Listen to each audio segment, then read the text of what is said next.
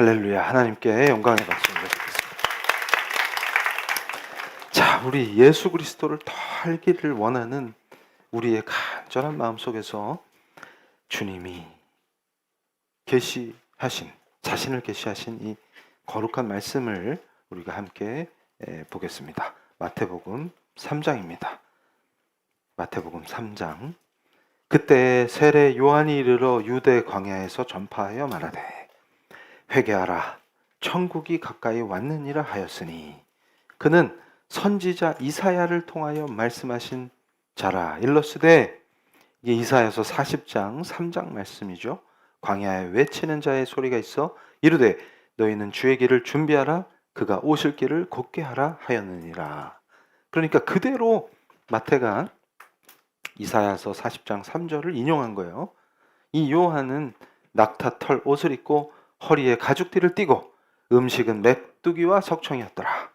이때에 예루살렘과 온 유대와 요단강 사방에서 다 그에게 나와 자기들의 죄를 자복하고 요단강에서 그에게 세례를 받더니, 요한이 많은 바리새인들과 사두개인들이 세례 베푸는 대로 오는 것을 보고 이르되 독사의 자식들아, 누가 너희를 가르쳐 임박한 진노를 피하라 하더냐. 그러므로 회개에 합당한 열매를 맺고 속으로 아브라함이 우리 조상이라 생각하지 말라. 내가 너희에게 이르노니 하나님이 능히 이 돌들도 아브라함의 자손이 되게 하시리라. 자, 여기서 마태가 재미있는 표현을 쓰는 거예요. 그러니까 자, 돌들이 아바님이에요. 아바님. 그런데 발음이 비슷해요. 자손이 마님이에요. 그러니까 지금 바리새인들과 사두개인들에게 호통을 치면서 요한이, 세례 요한이죠, 사도 요한이 아니라, 얘기하는 거예요. 야, 이 말씀의 전문가라고 까불면서 목에 기부스한 이 바리새인들아, 그리고 종교 권력자들이에요. 사두개인들아, 정신 차려라. 니들은 왜 세례 받으러 왔냐?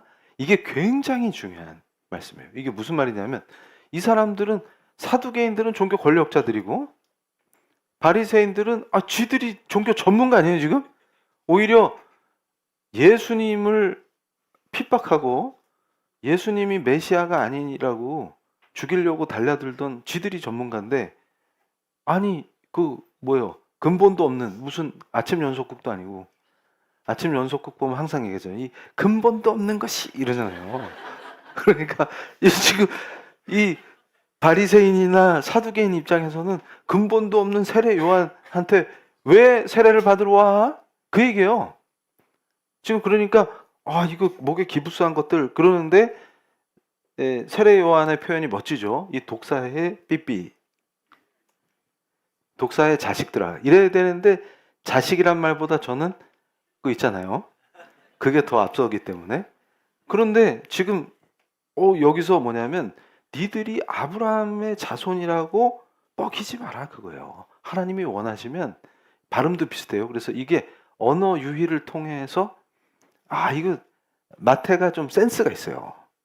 그러니까 이걸 딱 보면은 저 돌들도 하나님이 원하시면은 아브라함 자손으로 바꾸실 수 있는 분이 하나님인데, 니들이 혈통이 중요하다고 까불지 마라 그 말이에요. 그러니까 지금 이 시대의 교회에 선포하는 이 말씀의 의미가 굉장히 깊습니다. 근데 여기서 우리 사랑하는 성도님들이 주목해야 되는 것은 뭐냐면 13절 이하예요. 아니, 세례 요한이 예수님이 오실 길을 예비하면서 세례 주는 건 알겠는데, 세례 요한은 물로 세례를 주죠. 이게 베프티즘의 그 원리인데, 그래서 침례교는 지금도 담궈요.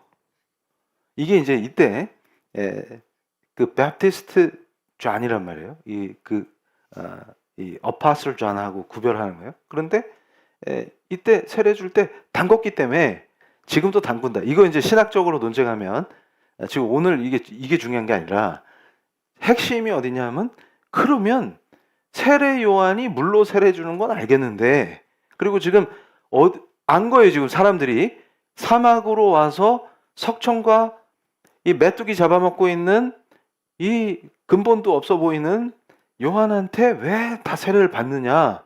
이게 트렌드냐? 이때 유행한 거냐? 그게 아니라 이게 이 시대에 영적으로 강타된 거예요. 아, 이게 뭐가 있다. 이러고서 사람들이 희한하게 세례를 받으면 회개를 하니까, 이 역사 일어나니까 악한 것들, 바리새인과 사두개인들도 와서 나도 세례 받아야지 하고 온 거는 알겠는데, 그러면 13절 이하에 우리가 주목해야 되는 것은 우리 주님은 왜 세례를 받으시냐. 이게 굉장히 중요한 문제입니다. 그러니까 이거를 못 배우면 그리스도를 알 수가 없어요. 그러니까 지금 이 시대에 감히 뭘 얘기하냐면, 자, 교회는 어떤 곳이냐면 예수 그리스도께서 이미 행하신 일을 기쁨으로 선포하는 곳이지 뭘 하러 오는 데가 아니에요. 그러니까 제가 설교하면서 계속 강조하죠. 자꾸 뭘 하러 와.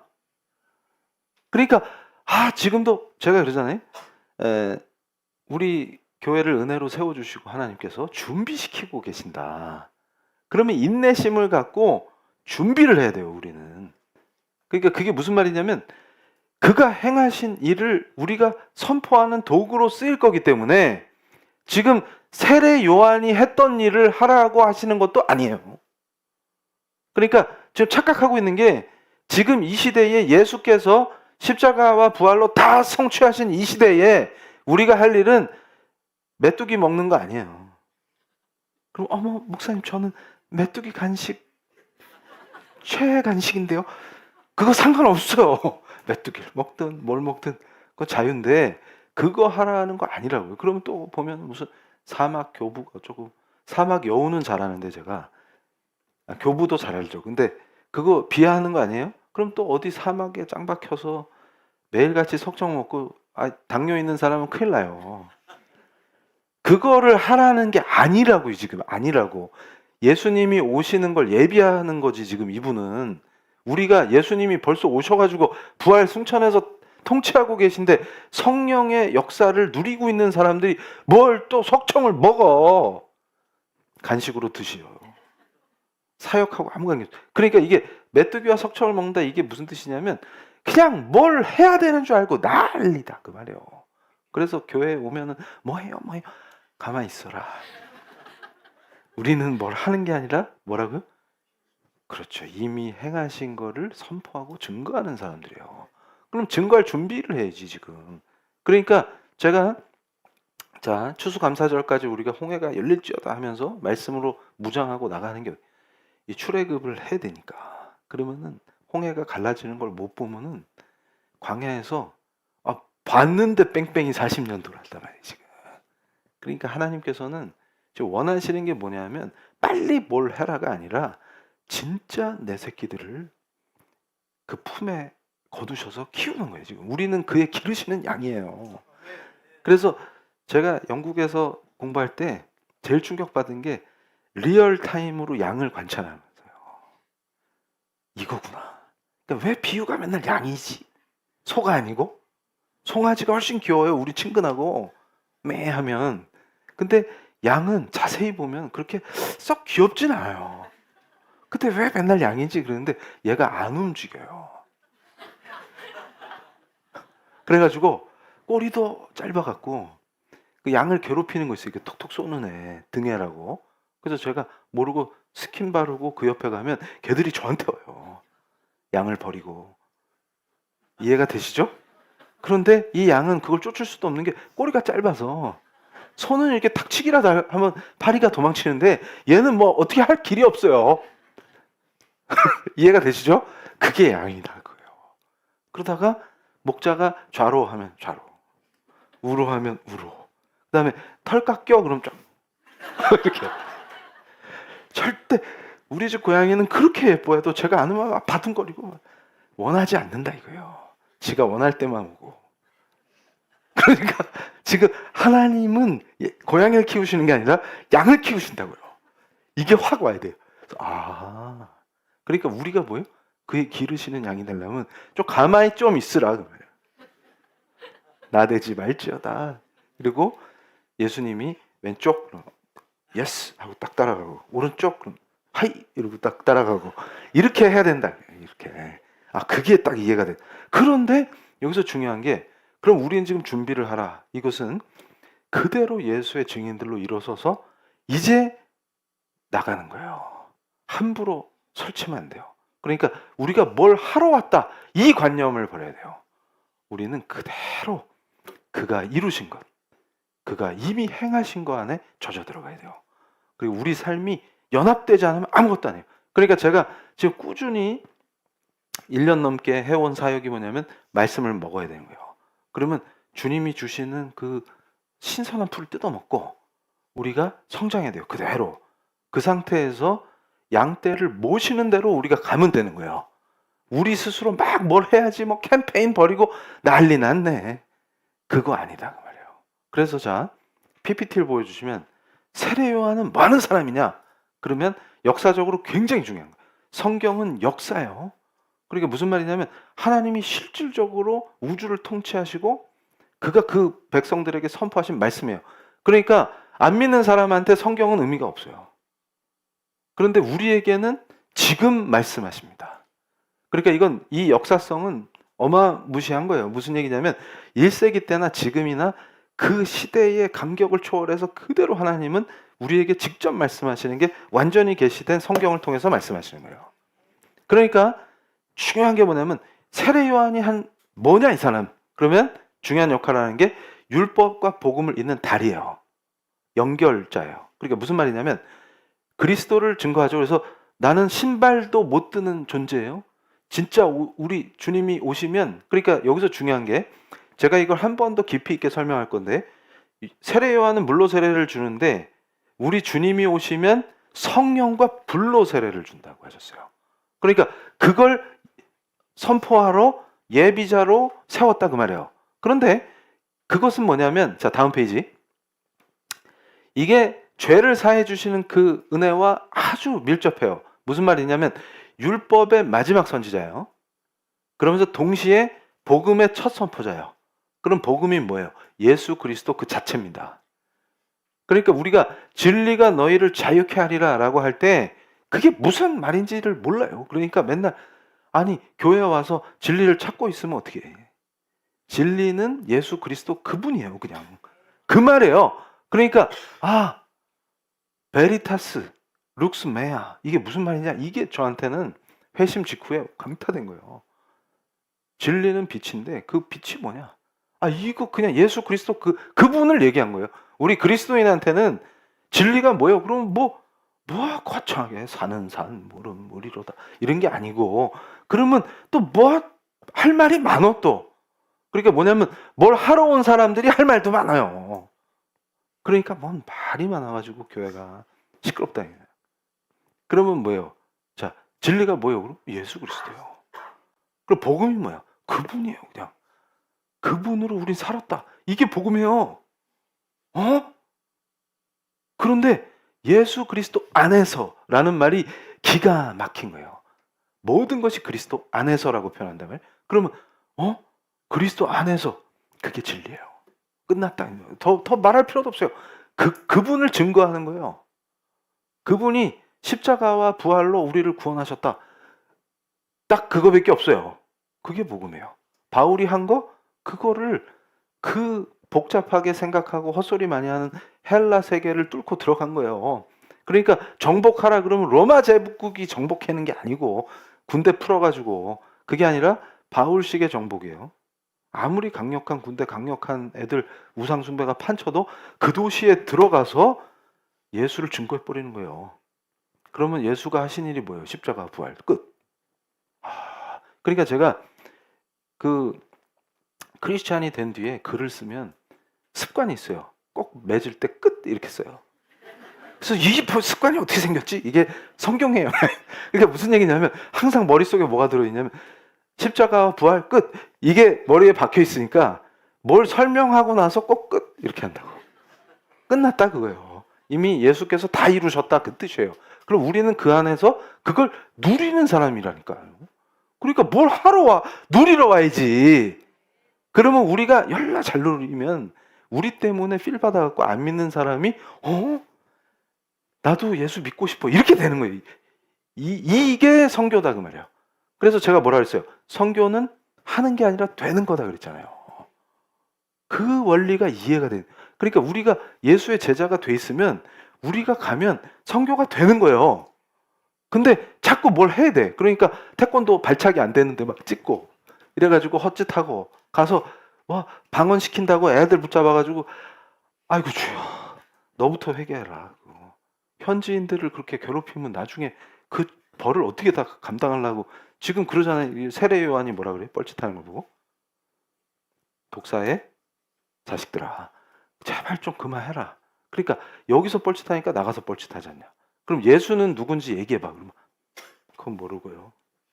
그러면 거기서 또 세례 줄 거 아니에요? 막 세례 줄 거 아니에요?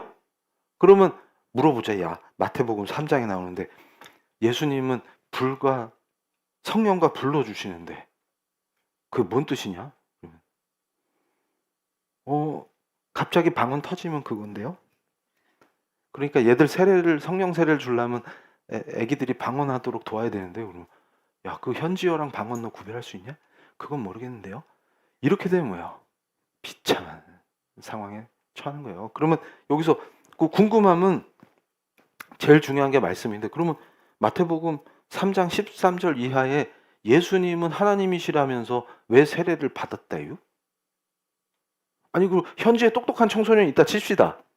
잉글리시도 되고 그래가지고 마태복음을 읽었어요. 그래가지고 질문했단 말이에요. 지금 선교하러 왔어요. 막 이런 사람한테 그러면 I have a question.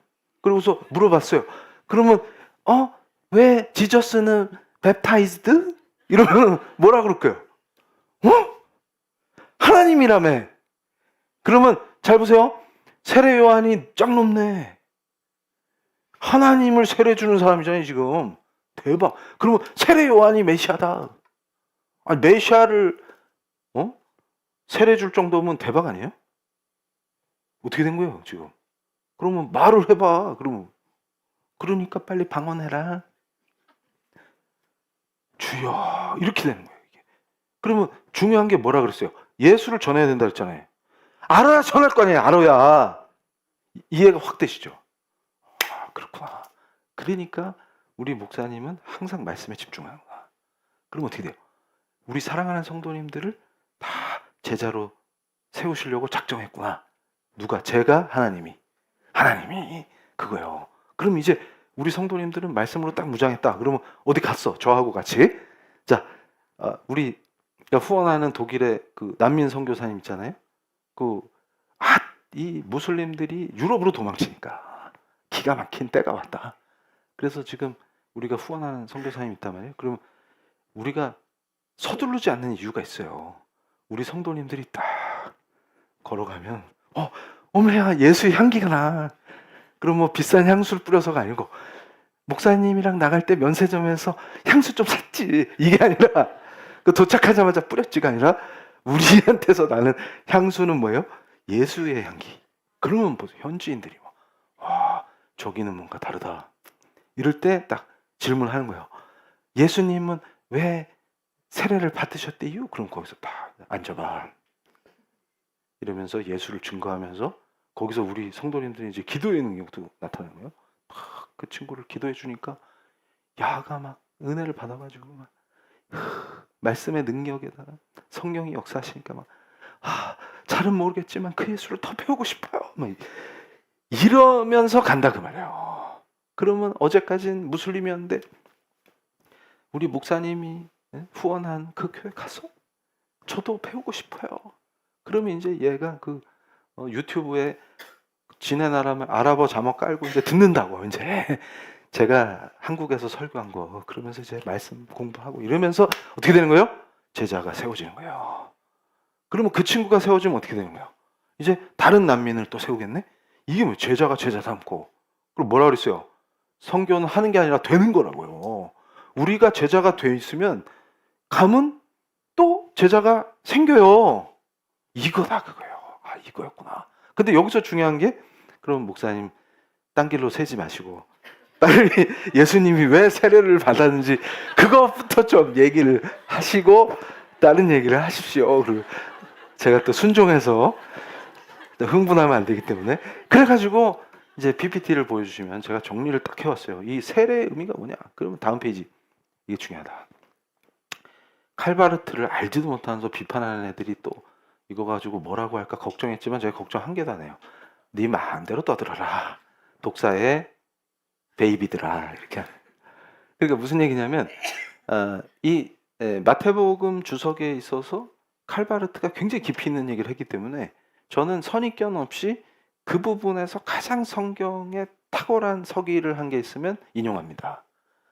그래서 자, 하나님께서 주의 도구들을 쓰시기 때문에 바르트가 대체적으로 문제 있는 얘기를 했다고 해서 요 부분을 서기할 때 문제가 있으면 인용을 안 하죠.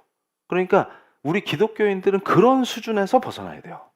그러니까 제가 대부분의 기독교계에서 회심한 뒤에 교수로서 기독교인들을 만날 때 제일 한심했던 게 뭐냐면 그런 거예요. 신학생들도 저는 칼바르트가 싫어요. 그러면 여기서 핵심은 왜 싫어? 그럼 그건 잘 몰라요.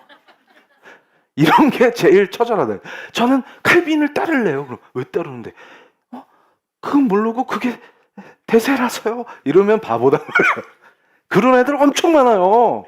목회자들 중에도. 여기서 더 나가면 위험하니까 빨리. 그러니까 왜 세례를 받으셨냐고 그거를 얘기해야 되는데, 자, 이게 중요한 게 요한의 세례가 무슨 의미냐 신학적으로 요거부터 가야 돼. 뭐냐면 인간이 스스로 무력함을 인정하는 행위예요.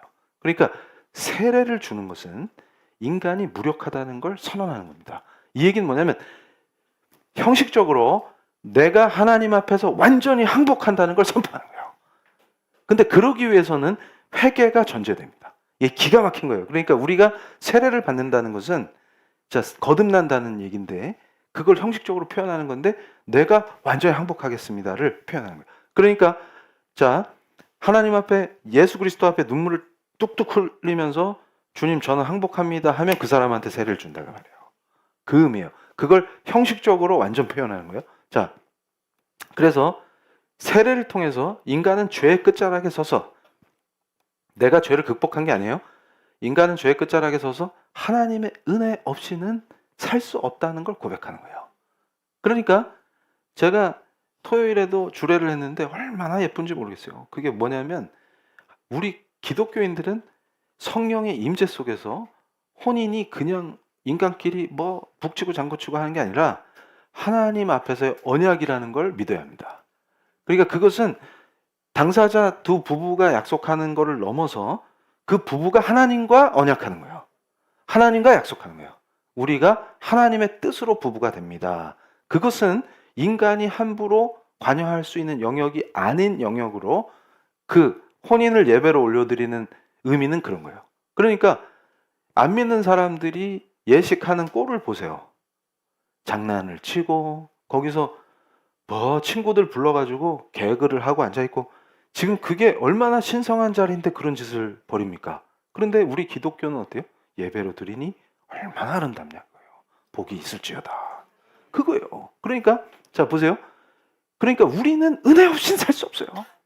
은혜를 주시옵소서. 그러면 주신다고 말해요. 자 다음 페이지. 그런데 자 요한이 베푼 그 세례는 인간이 하나님의 구원을 기다리는 자리로 내려가는 사건이에요. 무슨 말이냐면 하나님 이 죄인을 살려주소서 하고 완전히 항복하고 그 자리로 내려가는 게 세례의 핵심입니다. 그런데 자 다음 페이지. 여기서 중요한 게 있어요. 그럼 예수님은 도대체 왜 세례를 받으셨냐? 죄가 없는 분인데 여기 핵심이에요. 그러니까 세례는 반드시 죄의 문제와 연결돼 있단 말이에요. 그런데 예수님은 절대로 결단코 죄가 없는 분이신데 왜 세례를 받으시냐 하면 자 여기서 또 이 마태복음 3장을 깊이 묵상하면 성령의 역사가 있어요. 이 기가 막힌 겁니다. 그러니까 자 여기서 핵심이 성령이 임하신 것을 예수 그리스도의 공생의 사역, 그러니까 예수께서 이 땅에 성육신 하셔서 하셔야만 하는 그 사역이 선포되는 거예요. 그런데 중요한 원리가 있어요. 이것은 성부의 위임이다.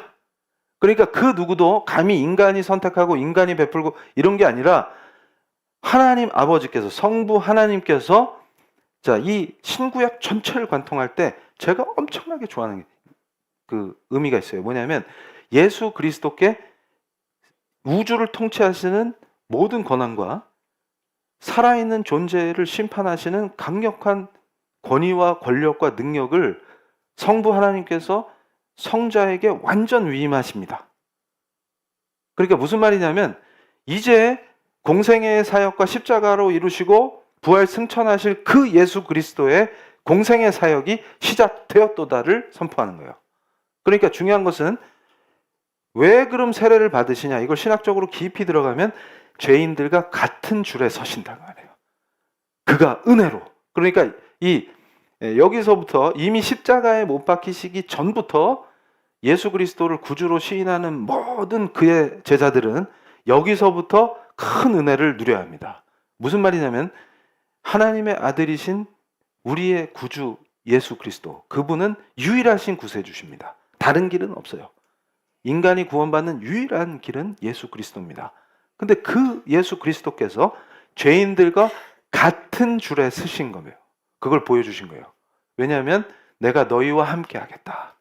그 모세에게 약속하신 그 여호와의 약속이 모세라고 하는 구약의 역사 속에 강력한 하나님이 세우신 이스라엘 백성을 대표하는 그 한 사람이 아니라 이제 예수 그리스도를 믿는 모든 자에게 그 하나님이, 성부 하나님이 친히 너희와 함께 하시겠다라고 하는 강력한 선언을 자기 아들이 죄도 없으신 분이 인간의 형상을 하고 오셔가지고 세례 요한에게 세례를 받는 것으로 선포하셨다. 이제 내 아들이 너희를 구원할 사역을 공식적으로 여기서 지상에서 시작했도다, 그거예요. 그런데 성령께서 인치시는 그 놀라운 역사는 뭐냐면 그것이 성부 하나님의 위임이라는 것을 선포한 겁니다. 그러면 지금 사랑하는 성도님들이 언제 어디서나 그리스도 안에서 하나님의 임재를 경험한다, 그 뜻이 그대로 실현되는 거예요. 왜냐하면 예수께서 친히 다 이루시고 부활 승천해서 성령 하나님을 우리에게 보내주셨으므로 우리가 간절히 기도할 때 성령께서 충만하게 임재하시면 그대로 하나님 아버지와 교제하는 기도로 들어가는 거예요. 그걸 뭐라고 부른다고요? 그게 예배예요. 그럼 삶에서 우리가 일상에서 그 은혜를 놓칠 수 있느냐? 그러니까 잘 보세요. 이 은혜를 아는 자는 100억 주께 은혜다오 하면 절대 안 바꾼다 그 말이에요. 그게 무슨 말인지를 알기 때문에 어떤 상황에서도 그 자리에서 성령의 은혜를 누리면 하나님의 임재 속에서 기도할 수 있다는 걸 아는 사람은 그거 돈이 의미가 없어요.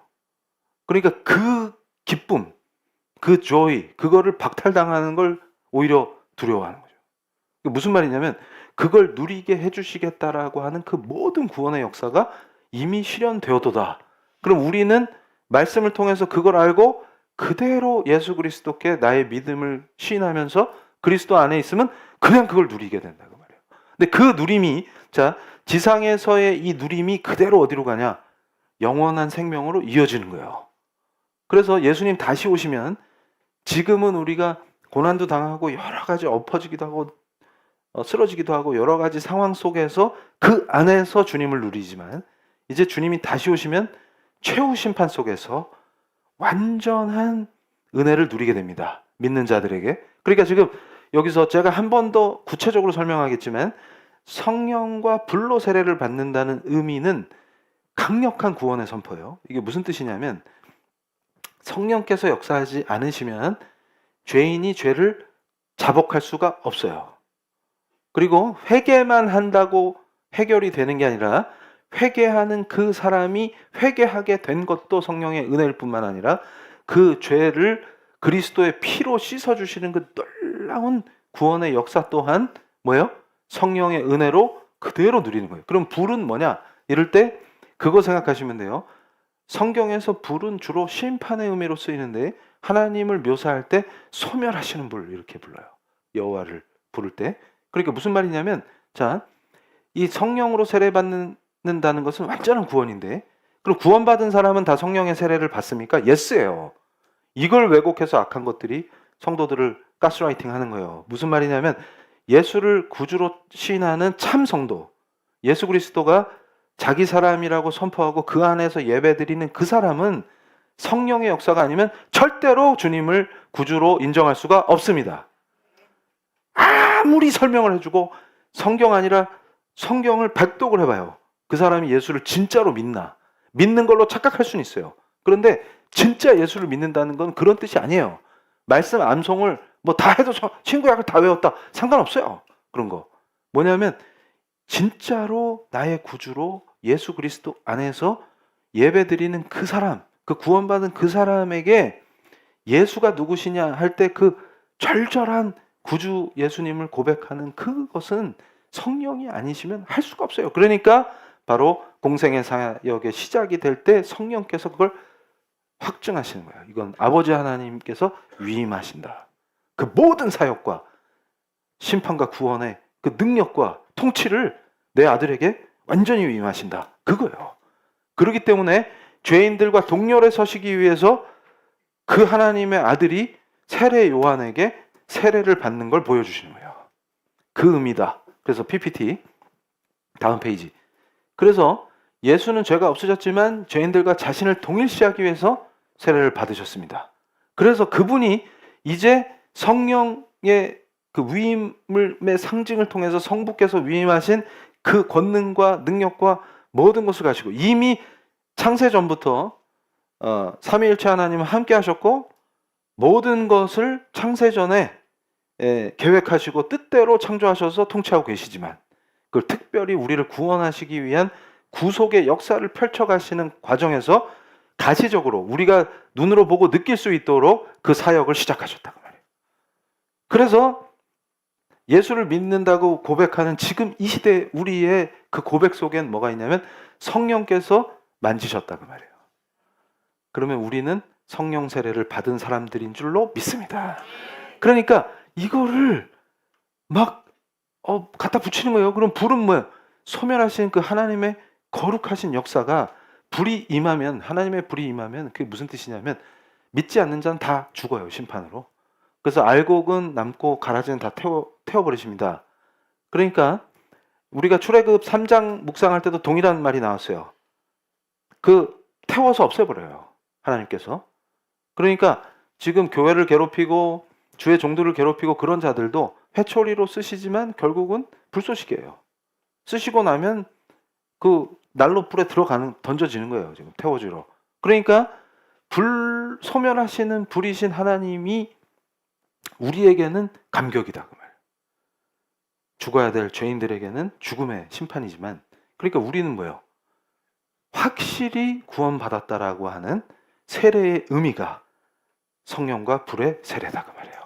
근데 그 세례를 누가 주시냐? 이제 예수 그리스도께서 주신다 그 말이에요. 이제 우리 성도님들은 정확하게 이해를 하셨죠? 그러면 이제 예수께서 친히 세례를 받으신 그 의미를 우리는 우리 성도님들이 앞으로 제자 삼을 분들에게 가르칠 수 있습니다. 이게 굉장히 중요한 거예요. 자, 그래서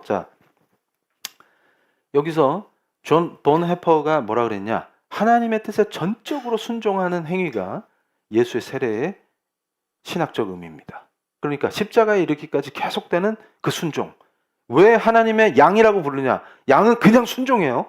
그래서 예수는 세례를 통해서 하나님과 함께 또한 죄인들과 함께 서기를 택하신 거예요. 그러니까 무슨 얘기냐면 그 하나님의 거룩하시고 전능하시고 창조주이신 예수 그리스도께서 왜 인간에게 세례받는 그것을 그대로 받아들이셨냐면 하나님과 함께하는 동시에 죄인인 우리와 함께 하시기 위한 놀라운 은혜다. 그러면 지금 우리는 어때요? 할렐루야입니다. 그거요. 그 공생의 사역이 시작된 겁니다. 자, 그래서 다음 페이지. 그러면 우리도 순종해야 되겠죠? 그래서 제가 이 마태복음 3장 말씀을 묵상하는데 계속 다가온 게 저거예요. 저 평양 대붕이 도대체 역사적으로 뭐냐? 이럴 때 놀라운 일이 벌어진단 말이에요.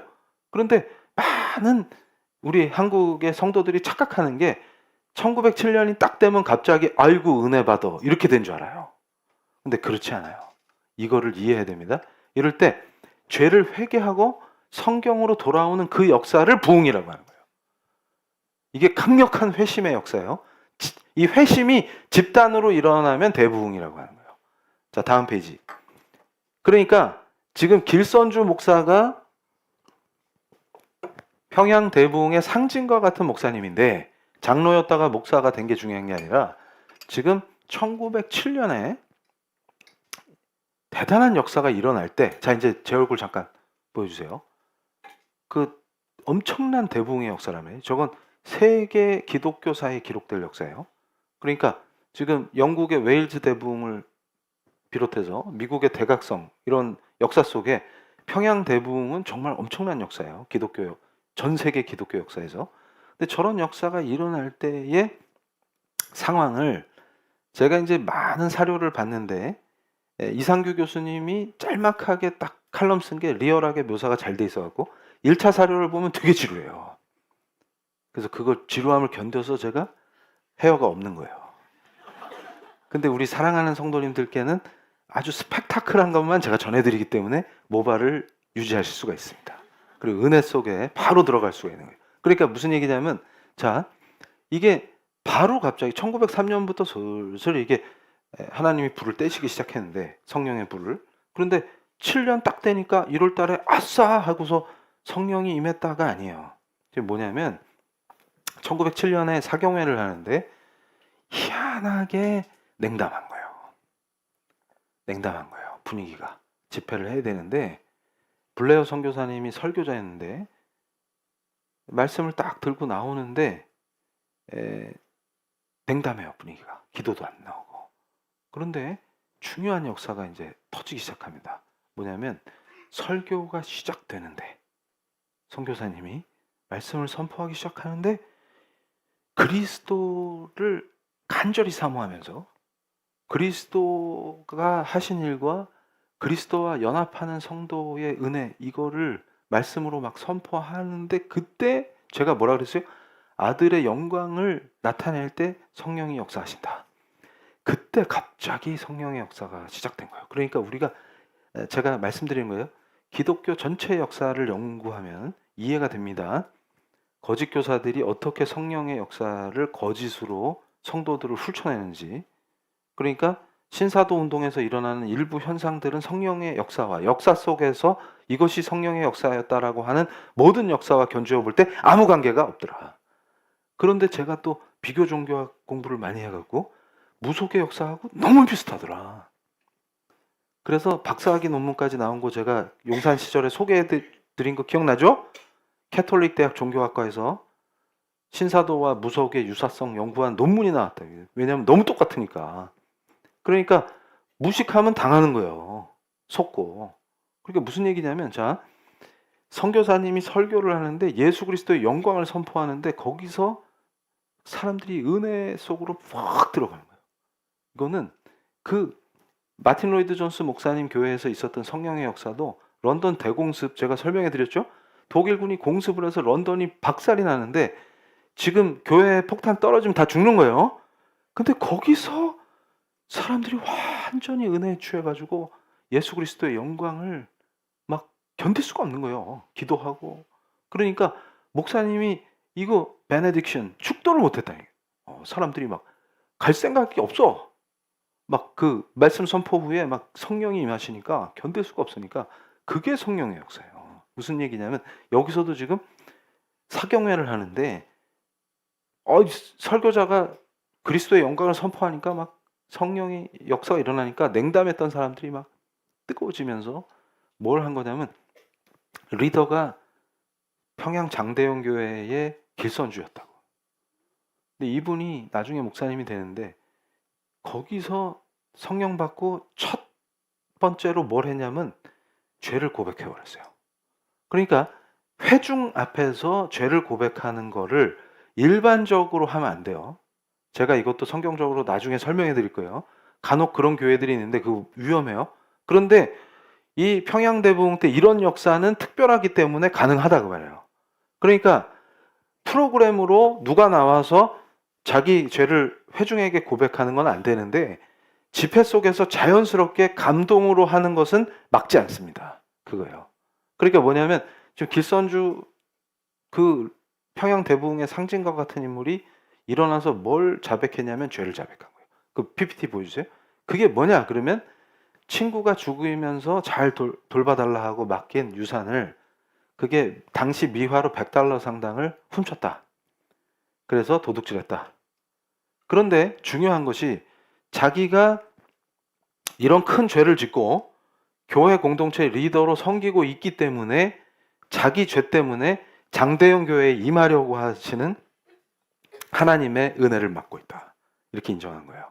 그러면서 어떤 자백을 했냐면 저는 아간과 같은 자입니다 하고 고백했어요. 이게 무슨 말이냐면 구약에서 아간 아시죠? 여호수아서를 우리가 또 다루게 될 텐데 여리고성을 하나님의 은혜로 완전히 함락하게 하시고 헤렘이라는 개념이 있어요. 그래서 할랄 푸드 할 때 그 할랄 이것도 깊이 들어가면 위험하니까 제가 잘 진정해야 돼요 지금. 헤렘이 뭐냐면 하나님께서 여기를 완전히 나한테 바쳐라 하고 명하시는 걸 헤렘이라고 합니다. 그러면 그거를 딱 명하시면 어떻게 되냐면 완전히 싸그리 바쳐야 돼요. 거기서 그 어떤 예외도 있을 수가 없습니다. 근데 아간이 탐심 때문에 그 전리품을 훔쳤죠. 그래서 어떻게 돼요? 공동체가 엄청난 벌을 받고 아간도 결국 죽음의 심판을 받습니다. 그런데 지금 길선주 장로가 기도하면서 뭐를 강력하게 느낀 거예요. 지금 성령의 임재 속에서 그 죄를 자복하지 않으면 장대영 교회에 주시고자 하는 그 하나님의 은혜가 네 죄로 막혀 있다 그 말이에요. 네가 그 아간과 같은 역할을 해서 지금 아이성 전투에서 비참하게 패배하고 이스라엘 네 때문에 지금 공동체 전체가 은혜를 못 누리고 있노라 하시는 그 준엄하신 말씀에 그냥 항복한 거예요. 그러고서 뭘 선포했냐면 저는 죄인입니다 이러면서 도둑놈입니다. 아간과 같은 자입니다 하고 딱 자백을 했는데 이게 놀라운 역사가 길선주 장로님 혼자 자백하고 끝난 게 아니라 이제 줄줄이 나오는 거예요. 근데 이때 충격이 제가 이 사료를 보면서 충격받은 게 아기를 죽인 엄마 자백도 있어요. 그러니까 너무 힘들어갖고 그때가 진짜 막 1903년에서 7년 그때는 우리 상상하고 우리가 요새 힘든 거하고 이건 레벨이 틀려요. 이거는 그때 엄마들이 고생한 거는 먹고 살 게 없으니까 입 하나 덜려고 아기를 죽인 거를 자백하는 거예요. 이걸로 끝나는 게 아니라 줄줄이 자백을 하는 거예요. 그러면서 어떤 일을 벌였어요? 거기 완전히 성령의 은혜로 그 회개의 그 엄청난 역사가 일어나는 거예요. 그러니까 어떤 일을 벌여요? 그게 평양 대부흥입니다. 거기서 끝난 게 아니라 평양에서 사경회 하다가 장대영 교회 성도들만 은혜 받은 게 아니라 거기서 시작돼서 전 국토를 성령의 불로 완전히 성령께서 역사하신 거예요. 이게 뭐예요? 성령의 역사예요. 근데 가장 강력하게 나타난 현상이 뭐냐? 회개입니다. 회개함으로 어떻게 되는 거예요? 이제는 자 예수 그리스도의 참 제자로 살아야겠다. 회개하고 결단하는 거예요. 그런데 더 놀라운 것은 그 과정 속에서 성령의 역사가 임하니까 어떤 일이 벌어지냐? 회개한 뒤에 사람들이 변화되기 시작하는 거예요. 이것이 바로 참 성령의 역사예요. 그래서 제가 강조하죠. 성령의 역사는 항상 인격의 변화를 수반한다. 이것이 세례가 형식적으로 주는 신학적 의미가 아니라 뭘 의미하는 거예요? 재창조하신다는 역사가 현실이라는 것을 성령의 역사를 통해 보여주시는 겁니다. 그럼 뭐예요? 나는 이제 그리스도의 십자가에 못 박혔다. 부활하신 그 능력으로 살아난 새로운 피조물이라는 믿음과 확신을 갖고 예수를 따르게 된다 그 말이에요. 그럴 때 첫 번째 현상이 뭐냐? 갑자기 성도들이 성경을 보기 시작한 거예요. 그러니까 이 한국교회사의 강력한 현상, 제가 강연 때마다 성도들을 깨웠던 그 강연의 핵심이 어디 있었냐면, 자, 제가 이 사료를 보다 놀란 게 영미권의 선교사들이 가장 놀랬던 게 뭐였냐면 신방을 가잖아요. 가정 신방을. 그러면 가난하지만 권사님 댁에 가면은 성경책이 꽂혀 있는데 장식이 아니라 진짜 닳고 다른 게 보이는 거예요. 그래서 막 일하시다가 이렇게 뭐 그때는 이렇게 그 장작을 떼잖아요. 이렇게 나무에다가. 그러면 껌딩이 묻은 손으로 말씀을 본 흔적이 여기 끝에 타고 이렇게 그 뭐라 그래요 그걸 전문 용어로. 어쨌든 그거 막 하다 보면 이렇게 불씨가 날라와서 여기 탁 떨어지면 타요. 그러니까 뭐 성경책에 빵꾸도 나 있고 뭐 그게 담배빵 아닙니다 절대로. 그러니까 이렇게 하다가 불도 나 있고 그리고 뭐 이거는 닳고 달아가지고 껍데기가 뭐 벗겨져 있고 이러는 거예요. 그러니까 그 선교사들이 거기서 은혜를 받은 게 뭐였냐면 미국 기독교의 역사와 전통, 그 다음에 그 가면은 그냥 기독교 국가잖아요. 그 당시만 해도. 그런데 이렇게 말씀을 너덜너덜하게 묵상하는 자가 없는데 한국에 왔는데 지금 아니 지나고 나니까 권사님이지 솔직히 새신자들 아니에요? 아니 지금 전도된 지 얼마 됐어 지금. 그런데 선교사들이 그 집에 가면 너덜너덜했다 성경이 다. 그럼 꼭 그런 놈이 있어요. 저한테 질문하면서 학생 중에 교수님 그때는 이렇게 품질이 안 좋았던 거 아닐까요? 그래 몽둥이 언제 품질이 안 좋은데 그때는 품질이 안 좋았죠. 그런데 품질이 안 좋으면 너 그렇게 읽을 수 있어? 내가 품질 안 좋은 거 사다 줄 테니까 며칠 만에 그렇게 내가 검사한 다음에 그때 몽둥이다 이러면은 그게 품질이 안 좋아서 그런 면도 있지만 그게 기가 막히게 은혜가 됐다 그 말이에요. 그러니까 무슨 말이냐면 회개한 자는 예수 그리스도를 사모하게 돼 있고 말씀이신 주님을 사모하기 때문에 말씀을 사모하게 돼 있다 그 말이에요. 그럼 어떻게 돼요? 거기서 능력이 나타나기 시작합니다. 그러니까 어떤 일이 벌어져요? 말씀을 사모하니까 말씀을 읽고 싶은데 그때는 글을 모르는 분이 많았대. 그러니까 어떻게 해요? 말씀 읽고 싶으니까 글을 배우는 거예요. 그러니까 문맹이 싹 대치돼. 교회 안에는 문맹이 없어요. 말씀 보고 싶어갖고 늦게라도 다 글을 깨쳐갖고 말씀 읽죠. 거기다 그 말씀 읽은 그 재미가 꿀 같으니까 그걸로 또 누굴 가르쳐야 되는 말씀을. 그러면 소그룹. 그러니까 시베리아까지 가서 복음 전한 그 감리교 여선교사님이 어떻게 탄생했냐? 그 분위기에서 본인도 글을 몰랐었는데 이제 여학생들을 가르치는 존재로 변신해서 이게 제자가 제자 삼는다 아니에요? 그러고 나서 시베리아까지 가서 뭘 했냐? 성경학교를 열어서 글을 가르치고 성경을 가르쳤다 그 말이에요. 그러니까 뭐예요? 교회에 오면 문맹을 탈출하고 청년들이 말씀으로 똑똑해지고 이러면서 변하기 시작했다는 거예요. 이 놀라운 은혜의 역사를 봐야 합니다. 그러면 지금 오늘 우리가 기도할 때 핵심이 뭐예요? 우리가 다 이 은혜 안에서 강력한 은혜를 누려야 합니다. 그러니까 우리의 기도는 뭘 하겠다고 하는 게 아니라 일단은 누려야 돼요. 그러면 지금까지 우리가 예수 믿는다고 하면서 누리지 못했던 것, 지금 무슨 동원 예비군 같이 살아온 거, 지금 뭘 하러 온 게 아니란 말이에요. 예비군의 특징이 뭡니까? 저도 해봐서 알아요. 돌격 그럴 때 아무도 진실로 돌격하지 않습니다. 이것이 언제 끝날 것이냐, 거기에 포커스가 맞춰져 있어요. 그럼 동원 예비군과 같이 살아왔던 그 슬픈 거를 다 청산하는 거예요. 성령이 임하시면 어떻게 임하냐? 그러면 우리는 특전사입니다. 무슨 말이냐면 뭘 하려고 모인 게 아니에요. 우리는 그냥 성령의 은혜 속에서 절절하게 그 은혜를 누려야만 합니다. 그리고 우리 내면에 있는 그 기쁨, 성령께서 역사하실 때 우리는 열정을 불태우는 사람이 아니에요. 그냥 그 사랑에 확 휩쓸려 버리는 거예요. 견딜 수 없는 사랑. 예수님 사랑합니다. 그걸 고백하면서 그 성령의 깊은 은혜 속에 들어가면 기쁨이 회복돼요. 그럼 두려움, 조급함, 짜증남, 낭만, 슬픔, 우울 이런 게 주님의 은혜로 해소됩니다. 그리고 진정한 자존감이 회복돼요. 내가 누군지 나를 증명하려고 애쓸 필요가 없습니다. 나는 그분의 거예요. 이제 내가 누구가 아니라 그의 것입니다. 그냥 그의 소유물이에요.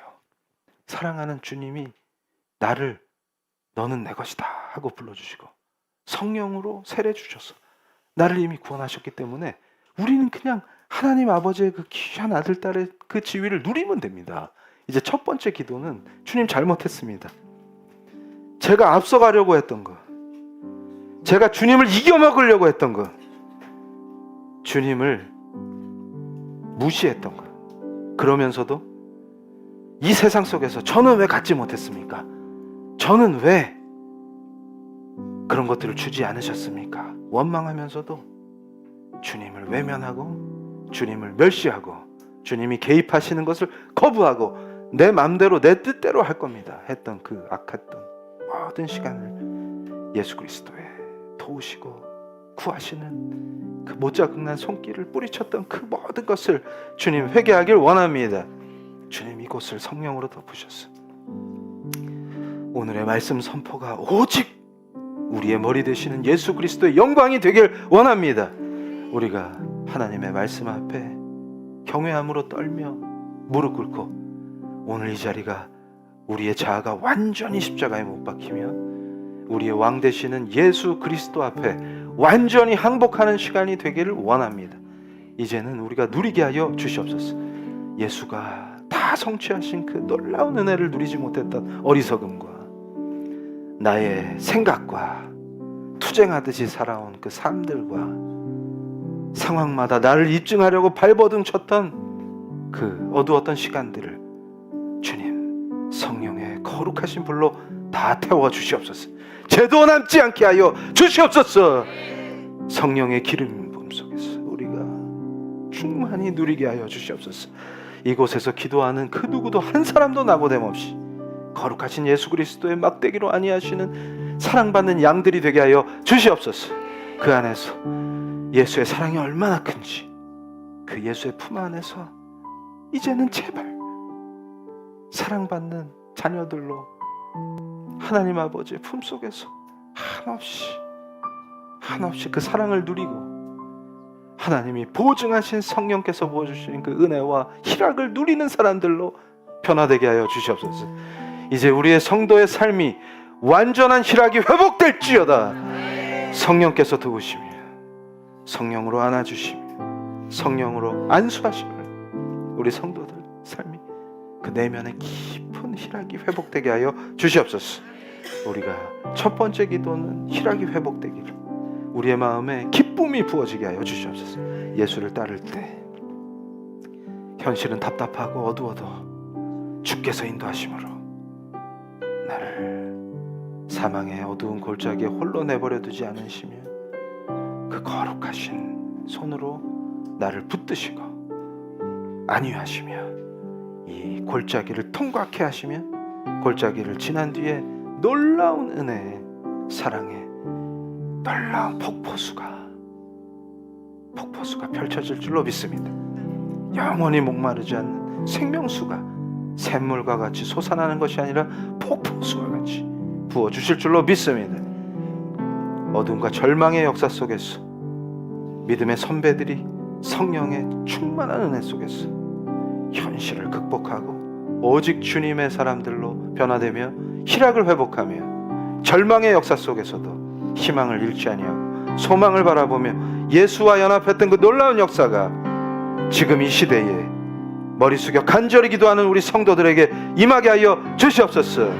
성도들이 상황과 현실에 눌리는 것이 아니라 이제 완전히 성령의 충만해짐으로 기쁨으로 춤추게 하시고 날마다 새롭게 부어주시는 그 놀라운 은혜와 사랑을 누리게 하여 주시옵소서. 이제는 뭘 해야 한다는 강박이 아니라 그리스도 안에서 누리는 자들로 변화되게 하여 주시옵소서. 은혜를 부어 주시옵소서. 은혜를 갈망하면서 우리가 간절한 마음으로 예수 그리스도께 사랑을 고백하겠습니다. 예수 그리스도 하나님의 유일하신 아들, 나의 유일하신 구세주, 영원한 나의 왕 예수 그리스도, 당신을 사랑합니다. 자, 입술로 고백하시겠습니다. 예수님 사랑합니다. 영원히 따르겠습니다. 자, 우리가 주님 부르고 뜨겁게 기도하실 때 우리 성도들에게 성령으로 역사하사 예수 그리스도께서 희락이 회복되게 하실 줄로 믿습니다. 기쁨이 회복될 때, 자존감이 회복될 때 과거의 모든 아픔과 상처를 치유하시며 담대히 나가는 제자들로 우리 성도들의 앞길을 시온의 대로와 같이 열어주실 줄로 믿습니다. 이제는 우리를 붙드시고 누리는 사람들로 예수의 참된 제자들로 세워주시옵소서. 주님 부르시겠습니다. 주여! 오 아버지, 소멸하는 불이시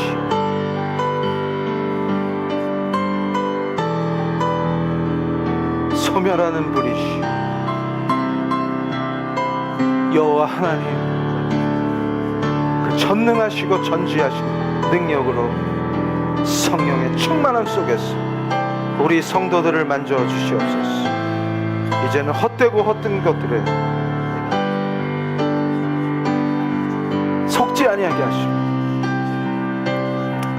인생을 허비하며 헛된 것에 열망을 품던 그 모든 시간을 예수 그리스도의 거룩하신 불로 태우시고 성령으로 충만하사 우리를 구원하신 그 품에서 은혜와 사랑을 누리며 일상의 기쁨을 회복하게 하여 주시옵소서.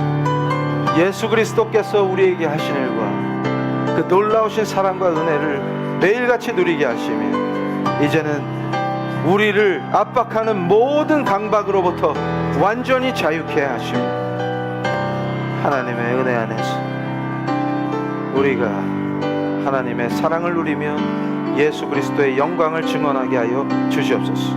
아버지, 뭘 해야 된다는 강박을 지워주시고 모세처럼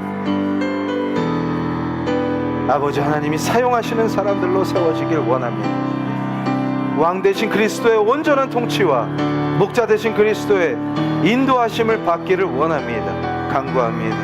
아버지, 조급했던 마음들, 어리석었던 마음들 성령의 은혜로 완전히 태워주시고 우리를 더욱 지혜롭게 현명케 하시니 감사합니다. 주님 감사합니다.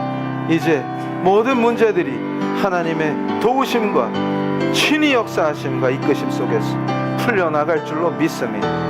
하나님, 우리가 예수를 따르길 원합니다. 우리를 사용하여 주시옵소서. 두려움과 강박 속에서 초조함으로 아버지 어리석은 결정들로 이어졌던 많은 역사들이 주님 거룩하신 은혜로 바로잡히게 하시고 회복되게 하셔서 오직 주의 영광을 향해 걸어나가는 목자 되신 그리스도의 돌보심과 안위하심을 받는 사랑받는 양떼로 이 양떼를 친히 목양하여 주시옵소서. 하나님, 하늘 보좌에 우리 성도들을 올려드립니다. 이 양떼를 목자 되신 주님이 친히 목양하시고 간절히 기도합니다. 이 양떼를 인도하여 주시옵소서. 자, 두 번째로 기도하실 때 성령께서 주시는 감동 그대로 하나님께 올려드리겠습니다.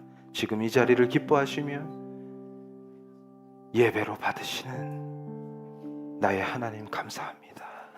성령으로 더욱 충만케 하셔서 우리 성도들이 한 사람도 낙오되는 양 없이 목자 대신 우리 주 예수 그리스도가 기르시는 귀한 양들로 그리스도가 친히 목양하시는 양들로 아버지 돌봐 주시옵소서. 지금 간절히 기도하는 가운데에서 이 예배를 기뻐하시는 성령께서 특별히 하나님의 임재를 보게 하시며 우리 성도들의 마음이 완전히 그 완악해진 마음들이 아버지 녹아내리게 하셨어요. 아버지, 예수 그리스도 앞에 완전히 납작 엎드려서 주께서 돌보시는 그대로 이끌림 받기를 원합니다. 인도하여 주시옵소서. 하나님, 지금 우리 성도들 마음속에 진실되게 간구하는 것들, 그동안 어리석음으로 주님의 뜻을 분별하지 못해서 그리스도가 누군지 몰라서 내 힘으로, 내 뜻대로, 내 생각대로 엉켜버린 그 무언가를 주님께 도우심을 간구하오니 성령께서 친히 역사하셔서 그 모든 엉킴을 풀어주시옵소서. 이제 모든 것이 풀릴지어다. 주님 역사하여 주시옵소서. 지금 성도님들의 마음속에 간구하는 그 무엇을, 그것이 무엇이든 직업의 문제이든 관계의 문제이든 엉켜버린 그 문제가 지금 이 기도에서 반드시 풀어주실 줄로 믿습니다. 주님 풀리게 하여 주시옵소서. 답답한 그 길이 열리게 하셔서 시온의 대로를 보게 하실 줄로 믿습니다. 사막에 물을 내실 줄로 믿습니다. 우리 성도들의 길을 열어 주시옵소서. 푸른 초장으로 인도하시는 예수 그리스도의 그 인도하신 순종하며 나아갈 때 새 길을 보게 하여 주시옵소서. 쉴만한 물가로 우리를 인도하여 주시옵소서. 지금 성령께서 감동으로 주시는 그 문제를 주님께 올려드리겠습니다. 주님 부르시겠습니다. 주여! 주님 반드시 응답하여 주시옵소서. 순종하는 양떼가 간절히 기도하는 목자 되신 우리 주 예수 그리스도의 통치하시는 능력과 안위하시는 그 강력하신 통치의 도구로 막대기로 안위하심으로 악하고 더러운 것들로부터 이 양들을 보호하시며 이리와 사자와 곰들로부터 맹수들로부터 우리 양들을 보호하시며 말씀 그대로 순종할 때 길을 여실 줄로 믿습니다. 지금까지 과거의 모든 실수와 어리석음으로 인한 꼬여버린 실타래와 같은 그 모든 과거의 역사들이 이제 성령께서 친히 돌보시고 역사하심으로 풀려날 줄로 믿습니다. 깨끗하게 풀리게 하시고 새 길이 열리게 하여 주시옵소서. 직업의 문제로 간절히 기도하는 성도에게 새로운 소명의 자리를 허락하시며, 막혀버린 사업의 문제로, 재정의 문제로 눌려있는 성도에게 강력한 도우심으로 새로운 길이 열리는 것을 보게 하여 주시옵소서. 목자 되신 그리스도께서 어떻게 우리를 도우시며 어떻게 우리를 인도하시는지를 보게 하시며, 조급함과 어리석음으로 또 실족하고 또 실족하는 것이 아니라 이제는 온전한 통치와 온전한 인도하심 속에서 주님이 뜻하시는 그 길로 순한 양이 되어서 순종하신 그리스도의 모범을 보며 우리도 그리스도를 따르기를 원합니다. 주님 인도하여 주시옵소서. 주님 인도하여 주시옵소서. 하나님 역사하여 주시옵소서. 그 가슴에 답답한 문제를 주께서 친히 돌보셔서 풀어주시옵소서. 이제는 완전히 그 문제가 풀려나는 것을 보게 하여 주시옵소서. 새로운 길에서 이제 쉴만한 물가와 푸른 첫장을 보게 하여 주시옵소서. 하나님 역사하여 주시옵소서. 주님 역사하여 주시옵소서. 하나님 감사합니다.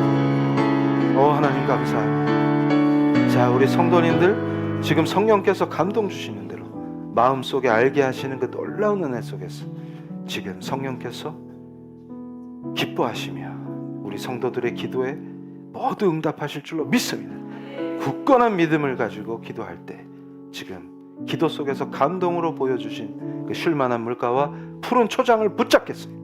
주님, 이제 우리가 과거에 그 어떤 실수도, 꼬여버린 실타래와 같은 문제들도, 그것이 재정의 압박으로 돌아온 직업의 문제든 비즈니스의 문제든 관계의 문제든 건강의 문제든 그 문제가 무엇이든 이제 주께서 인도하실 주님이 원하시는 푸른 초장을 보게 하여 주시옵소서. 지금 간절한 기도 속에서 성령께서 보여주신 그 비전 그대로 우리가 순종할 때 역사하심으로 그 물가로 당독해 하실 줄로 믿습니다. 우리가 오로지 예수 그리스도 당신의 인도하심에 의존하길 원합니다. 이제 우리를 속이고 더러운 내 욕정에 취하는, 내 생각에 취하는 거짓 교사에 속아서 헛고생했던 그 모든 방황의 시간들을 주님 용서하여 주시옵소서. 보혈로 깨끗게 하시며 오직 성령이 주시는 지혜와 명철의 힘이 우리는 오직 목자 되신 그리스도를 따르길 원합니다. 우리가 철저히 순종할 때 이 양떼가 그대로 주님이 목표하시는 그 아름다운 푸른 초장과 쉴만한 물가로 인도하실 줄로 믿습니다. 지금 우리에게 허락하신 그 깊은 은혜 속에서 주님이 우리를 데리고 가고자 하는 바로 성도님 자신을 인도하시는 그 예수 그리스도를 믿고 따를 때 반드시 쉴만한 물가로 인도하실 줄로 믿습니다. 그 목표를 바라보며 주님께 모든 것을 내어드리며 순종할 것을 다짐하며 이 안에서 주님 인도하여 주시옵소서. 지금 이 기도가 반드시 성취될 줄로 믿습니다. 다른 모든 불순물을 제거하고 성령의 은혜 속에서 뜨겁게 주님께 부르짖겠습니다. 주여! 하나님 역사하여 주시옵소서. 성령의 은혜로 이것을 온전히 성령으로 충만케 하여 주시옵소서. 성도 각자가 간절히 기도하는 가운데에서 성도가 그간 해왔던 모든 실수와 불순종함으로 생겨났던 모든 실타래와 같은 문제들이, 그것이 직업의 문제든 비즈니스의 문제든 재정의 문제든 건강의 문제이든 주님 그 문제를 풀어주시옵소서. 관계의 문제도 아버지 깔끔하게 풀어주실 줄 믿습니다. 이제 우리가 누리며 기쁨으로 주님을 따르겠나이다. 주님 결단하는 성도들에게 은혜를 부어 주시옵소서. 주님 앞에 회개하고 죄를 자복하며 주님의 거룩하신 보혈로 그 모든 흔적을 지워주실 은혜에 감격하며 회복시켜 주시는 기쁨 속에서 이제는 주님의 말씀을 주님을 따르는 양과 같이 청종하며 오직 목자 되신 예수 그리스도를 따르길 원합니다. 주님 인도하여 주시옵소서. 이끌어 주시옵소서. 주님 이끌어 주시옵소서. 오 하나님, 이 양떼를 이끌어 주시옵소서. 주님께서 모든 문제를 해결해 주실 줄로 믿습니다. 이제는 누리는 예수의 사람들로 변화되게 하여 주시옵소서. 이 양떼를 책임지시는 하나님의 은혜에 감격하게 하시며 회복시켜 주시는 기쁨 속에서 기뻐 춤추게 하실 줄로 믿습니다. 주님 역사하여 주시옵소서. 이 기도를 모두 들으셨을 줄로 믿습니다. 특별히 역사하여 주시옵소서. 자, 이제 하나님께서 성령 충만한 가운데 임재하심으로 우리 성도들의 간절한 기도를 친히 다 들으신 줄로 믿습니다. 우리 성도들의 앞길이 막막하고 뭔가 막혀있는 것 같고 답답했던 모든 것들이 시원하게 시온의 대로와 같이 열릴 줄로 믿습니다. 과거의 나의 실수나 잘못된 결정들, 또 주님을 외면했던 순간에 저질렀던 죄악들, 주님 지금 이 자리에서 기도하는 순간 그 모든 죄를 그리스도의 거룩하신 보혈로 씻어주시고 깨끗게 하셨음을 믿습니다.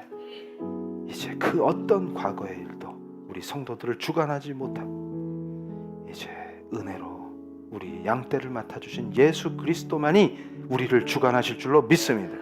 우리를 주께서 보여주신 그 비전의 길로 쉴만한 물가와 푸른 초장으로 인도하시고자 하시는 그 목자 되신 그리스도의 뜻대로 우리의 뜻을 모두 성령의 거룩하신 불로 불살라버린 줄로 믿습니다. 우리의 의지와 정욕과 우리의 자아를 완전히 그리스도의 십자가에 못 박게 하여 주시옵소서. 이제 부활하신 그 능력에 따라 새롭게 재창조된 새로운 피조물인 우리가 과거의 모든 더러운 기억들과 죄악을 깨끗게 하신 그 은혜 속에서 주께서 원하시는 대로 우리가 철저히 순종하길 원합니다. 이 공동체가 그대로 그리스도의 몸된 한 몸이 되게 하여 주시옵소서. 한 몸으로 만들어주신, 빚어주신 이 놀라운 은혜 속에서 머리 되시며 우리의 목자 되신 그리스도께 완전히 항복해서 따르며 순종하며 순한 양과 같이 그리스도께서 아버지 하나님께 보여주신 그 순종의 의미를 깊이 말씀을 통해 우리의 심령에 아로새기며 그대로 그리스도를 따름으로 하나님 아버지와 깊은 사랑의 교제를 누리게 하여 주시옵소서. 삶의 모든 문제가 그리스도 안에서 풀릴 것을 믿습니다. 주님 돌봐 주시옵소서. 이제 우리 성도들이 은혜와 사랑이 회복되고 그 안에서 기쁨을 회복되게 하심으로 이제는 뭔가에 쫓기는 신앙이 아니라 참된 성령 그 충만한 은혜 속에서 성령께서 베풀어 주시는 그 은혜를 누리는 기쁨과 평강과 희락을 누리는 삶으로 완전히 변화되게 하여 주시옵소서. 우리에게 명하시면 우리가 제자됨으로 제자 삼게 하시고 머리 대신 그리스도의 영광을 위해서 우리 피엘 교회를 사용하셔서 많은 생명을 구하게 하여 주시옵소서. 예수를 몰라 고통받는 수많은 생명에게 예수를 증거하게 하시고 우리의 삶이 그 증거가 되게 하여 주시옵소서. 예수 그리스도의 이름으로 기도합니다. 할렐루야. 하나님께 영광을 받습니다. 자, 오늘 공예배 기도 속에서도 하나님께서 특별히 은혜를 주시기 때문에 우리 성도님들이 간절히 기도하신 그 각자의 기도가 모두 다 응답받을 줄로 믿습니다. 특별히 기쁨과 이 은혜가 회복돼야 돼요. 그래서 눈 뜨면 하나님, 내가 사랑받고 있구나.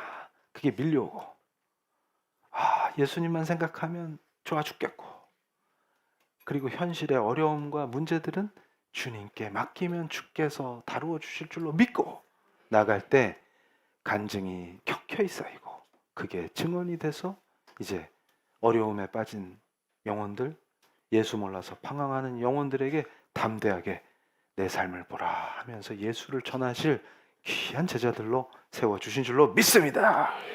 자, 봉헌하겠습니다. 아버지 하나님 감사합니다. 우리 사랑하는, 사랑받고 있는 하나님의 아들, 딸들, 예수님이 친히 목양하시는 귀한 양들이 수고하며 주님이 세워주신 그 자리에서 풍성한 수확으로 주님께 감사의 예물을 올려드립니다.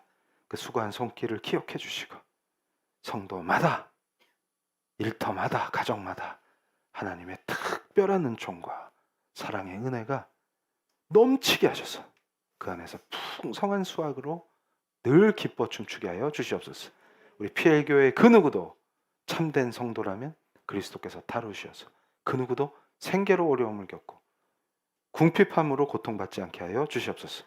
독립되고 자립된 경제를 갖게 하시고 그것으로 하나님께 영광이 되는 삶으로 인도하여 주시옵소서. 영원히 마르지 않는 샘물과 같은 형통함을 누리게 하여 주시옵소서. 예수 그리스도의 이름으로 기도합니다. 할렐루야. 자, 우리 텀블러 다 받으셨죠? 네, 우리 부부가 왔다는데 어디 있어요? 여기 있었네. 아이고, 일어나세요. 보기만 해도 사랑스러운 예쁜 부부 텀블러 잘 받았어요. 감사합니다. 네. 앞으로 우리 공동체가 같이 기도할 테니까 빨리 교수돼서 1년 안에 복귀하도록. 그리고 지금 어린이들 돌보는 봉사도 잠깐 쉬었다 빨리 해야 돼요. 그래서 우리 빨리 교수 임용되도록 기도하겠습니다. 네. 자, 편히 앉으세요. 자, 축도하겠습니다. 지금은 십자가의 거룩하신 보혈로 우리의 모든 죄를 사하시고 우리가 새로운 피조물로 살게 하시는 예수 그리스도의 은혜와 하나님 아버지의 그 깊고도 깊으신 사랑과 성령님의 놀라운 돌보심이 머리 숙여 기도하는 우리 PL교회 성도들 머리 위에, 온라인 성도들 위에, 그 후손들 위에 지금부터 영원토록 함께 있을지어다.